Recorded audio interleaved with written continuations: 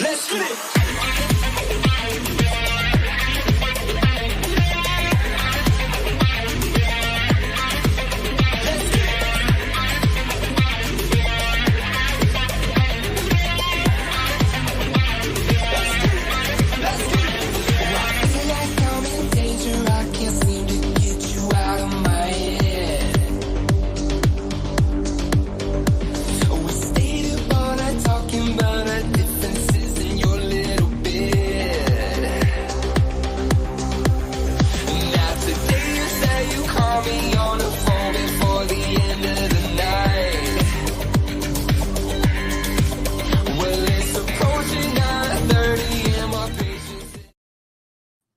Hey, welcome back to the channel. It's Bryan with DD214 Transport. Please like, subscribe, hit the little bell for notifications.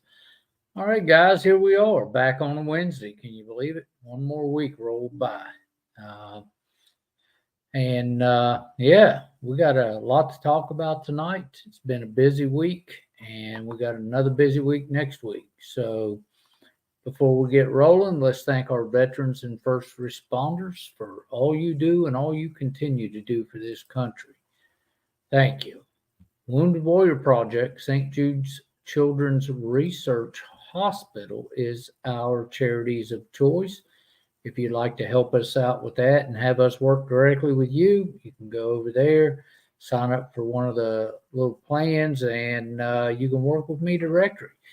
All the money we collect over there, all that money is matched, doubled basically, and donated to each of these charities at the end of the year. So thank you for helping us help them. All right, we have an open topic tonight, so I want you to bring your questions. I want you feel free to ask anything you want to ask about the industry, and we'll get them answered for you. All right, let's talk about gas prices. Gas prices are up 0.6 of a cent to an average of 4.03. It was 4.02 something last week, and yeah, so you know it's just kind of hovering around right there for the moment. Big news right now is the Key Bridge in Baltimore was destroyed by a ship hitting the abutment. And it looks like we've got 6 workers presumed dead as the recovery efforts resume. I was sitting here, and when all that went down, I was like, oh, I just can't believe that's happening right now.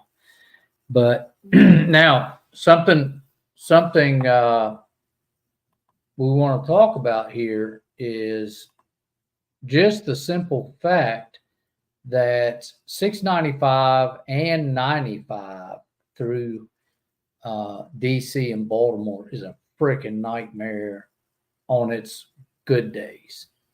This is really going to cause a problem up through there. So if you unfortunately have to run 95 up through DC and Baltimore, you're going to have to allow time because this is going to be a mess. It's not going to go away anytime soon. Now, the federal government has stepped in, and they said that they were going to come in and rebuild the bridge. So that's probably going to make it take even longer, but you know how that shit works. All right. So, yeah, just be aware of that. All right. Now, guys, here's something you got to realize when you're out there on the road is Louisiana trucker charged with negligent homicide in a 168 vehicle pileup. He was charged with too fast for conditions. And you know, when you're out there on the road and you're making choices, understand that in a commercial vehicle, whether you have a load on or not, you're held to a higher standard than the guy in the four-wheeler beside of you. It doesn't matter what kind of commercial vehicle you're in or whether or not you're loaded, you have to run at a safe speed for the conditions, and you're going to be held to a higher standard because you're considered a professional driver. So this guy got nailed with basically negligent homicide because he was going too fast for what the conditions would call for. So, yeah, so just keep that in your head when you're running down the road. Is the conditions okay for this speed? All right, again, May 14th through the 16th, 2024 is International Road Check. Be advised that right now, I believe they're checking for unsafe movements, unsafe activity around around a semi or a commercial motor vehicle, and unsafe activity by a commercial motor vehicle. So watch what you're doing. All right, pictures of the week. Robert sent all the pictures of the weekend. So Robert is running pretty hard out there. He's been putting it down. So I don't know what those are. Those are some kind of cases. But these, I believe he told me these were weights off the back of a crane. Interesting. All right. So crazy shit you see out there. You know,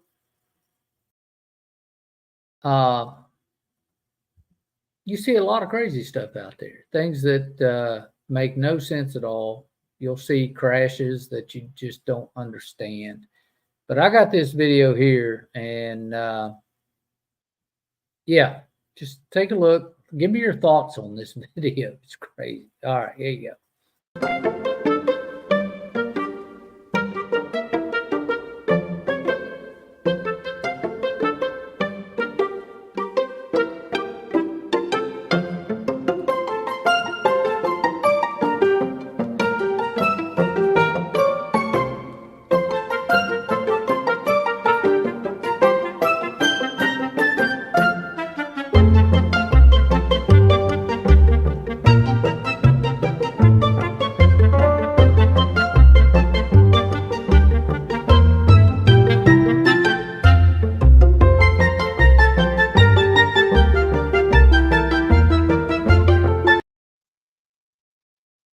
Guy's running like he's in a sports car. Isn't that crazy?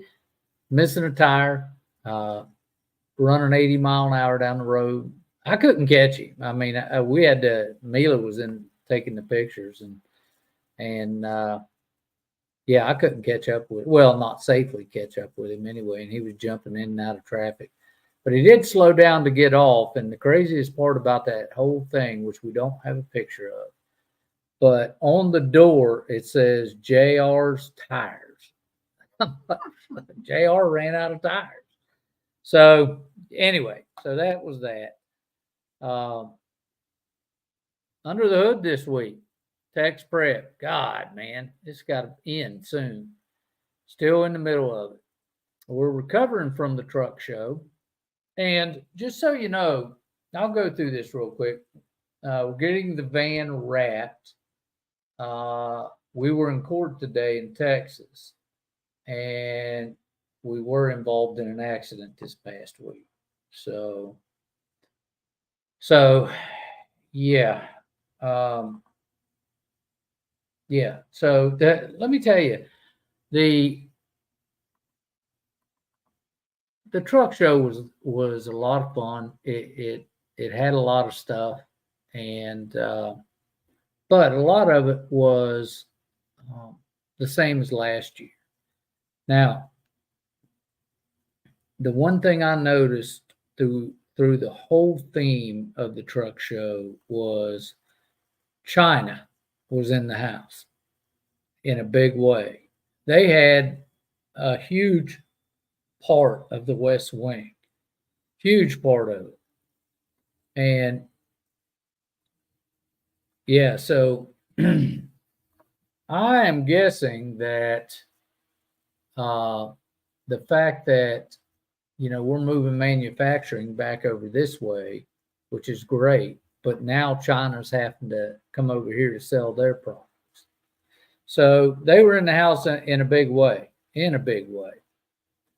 All right, so we were involved in a little accident. Driver was rolling, that was in a merge lane. Driver held his lane. This guy come flying up along beside of him and sideswiped him. More than likely, we're going to get blamed for this. More than likely, I don't know, but you know, it just is what it is, and stuff like this happens, and we just got to be thankful that nobody was injured in it.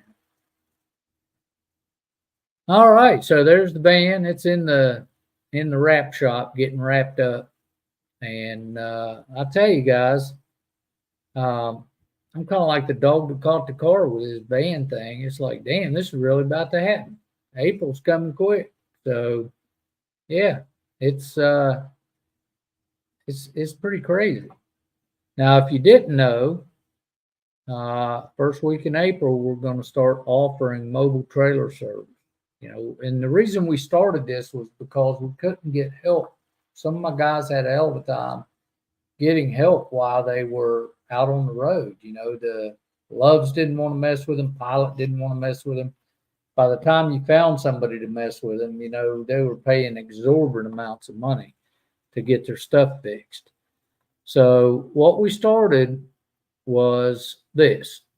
Within a 75 air mile radius, which is about 90 miles or so of Charlotte, we're going to be offering, you know, roadside full service repair on a trailer. If you need it, we'll have it. We're going to have parts. We're going to have accessories. You know, we'll be able to take care of an out of service order. We'll be able to do DOT inspections, welding, all that stuff. So, you know, our first goal is going to be to get the driver to a safe spot, and then we'll deal with working on it. But that's where we're at with that. So, open topic. Bring your questions. Yeah, we just want to talk about things you guys want to talk about tonight. Like I said, if you're up and around 95 or 695 up around Baltimore, man, up through there, it's going to be a mess. Do whatever you can to stay out of there. So what do we got for tonight, Miss Mila? Hey, seeking a bunch of recommendations to do Hotshot with a Class 8 truck and a 53-foot step deck. Is that technically hot-shotting? It is not, Albert. That's trucking. Hotshot's a Class 5 or 6. On a Class 8, you're just a tractor trailer. And now, mind you, you can haul a lot more stuff with a 53-foot step deck. Class 8 truck, the reason, Albert, I didn't do a Class 8 truck was the upkeep. And yeah, it was just, as I looked at it and how I wanted to set my business up, it did not make sense to me to get into that. So, but a Class 8, when you're dealing with that, you're dealing with a lot more expenses, you know, a lot more repairs, less fuel economy, and you're not going to make much, if any more, than a Hotshot. So that's why we're doing Hotshot. Albert, I hope that answers your question. If not, please hit me back and we'll talk about it again. I'm going to sneak over here and say, hey. All right, guys. Let's see who's in the house. Let's go up here. I'm going to see if I can do this. All right, we got Albert Gordon, Miss Green. We've got Kelly, Jacob. Robert's in the house. Hey, Robert. We got a Facebook user over there. Robert's talking. Oh, West Texas Gooser. How's it going, fellas? Finally made it. I'm glad you're here, West Texas. King of none. Late but here. Buddy, I'm with you. Better late than never. I told somebody today I'm late because I didn't want to come. So let me get off this page or she'll be yelling at me again.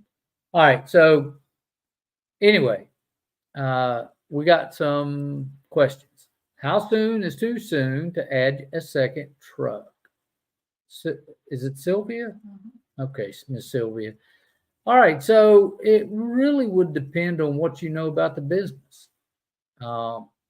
If you're running the business and you're being successful with the way you're running the business, if you're legal, if you're safe and you're profitable, and then you have to determine, are you buying a second truck or are you going to lease on a truck?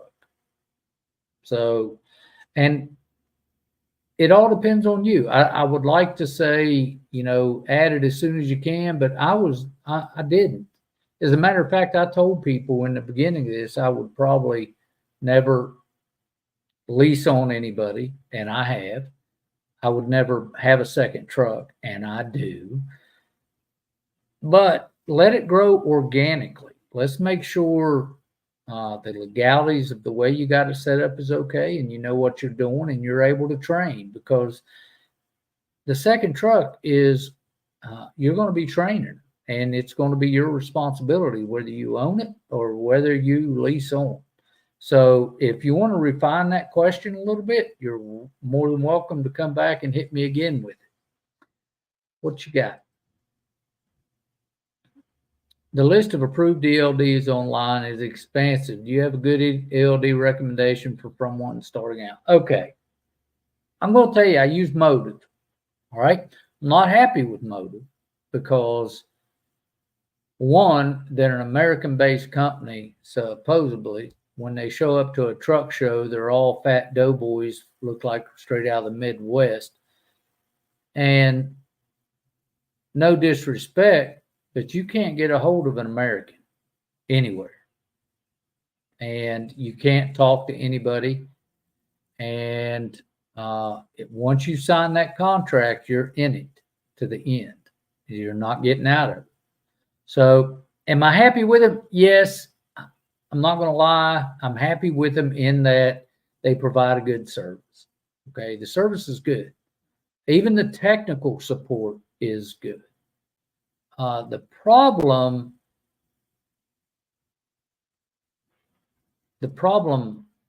I feel is they didn't make an exception for me. And that's all it is. I signed the contract, but they didn't make an exception for me. So I'm pissing and moaning about it because I got to paying for ELDs I'm not using. So, yeah. So in all actuality, Motive is a good way to go. If you guys want to go to go over to the DD214 transport page and click on the link for Motive, and they will give us a little kickback and support the channel. So that's how that works. Jacob, I know that was a long way around the. She's laughing at me, by the way, just so you understand, because I'm whining. All right. So what do we got next? None? Good deal. So, guys, let me tell you about this show. I got to tell you, man, we walked, that show was massive, absolutely massive. And we walked, and about the 3.5 hour point, my legs stopped giving a damn about what my eyes wanted to see. And I was like, I can't go anymore. I'm eat up. It's really great to go to those shows just to meet the people you work with all year, because most of them are there. And, we had a guy named Bob come up. He drove 130 miles just to meet me, just happenstance that he met me, because I was just walking around. I don't have a booth or anything like that. I was just walking around. He come up and I met some other guys in the industry and met some Army guys. It's a good time. It is. And we have a good time with it. So What else we want to talk about tonight? You got anything? No? Golly, we're going to shut this thing down early. Can you believe it? I can believe it. But, hey, Ozzy, I'm glad you made it. The heart, the knees are not. You, did you go, Ozzy? Did you go? Holy crap, man. I walked forever. And you're right. The heart was willing, but man, it just absolutely kicked my butt walking around that place.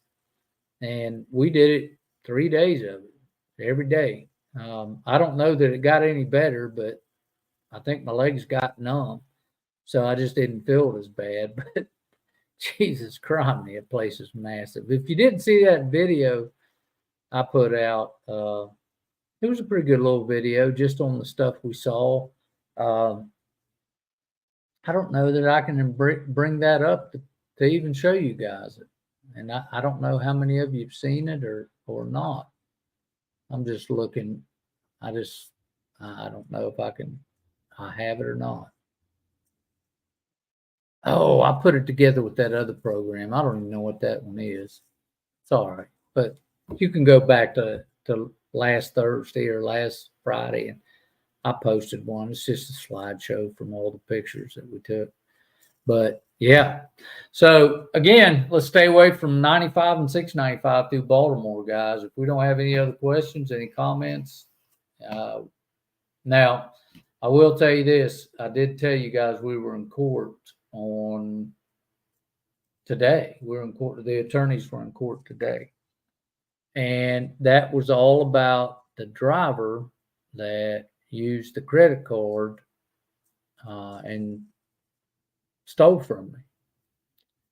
So, yeah, we were in court today for that.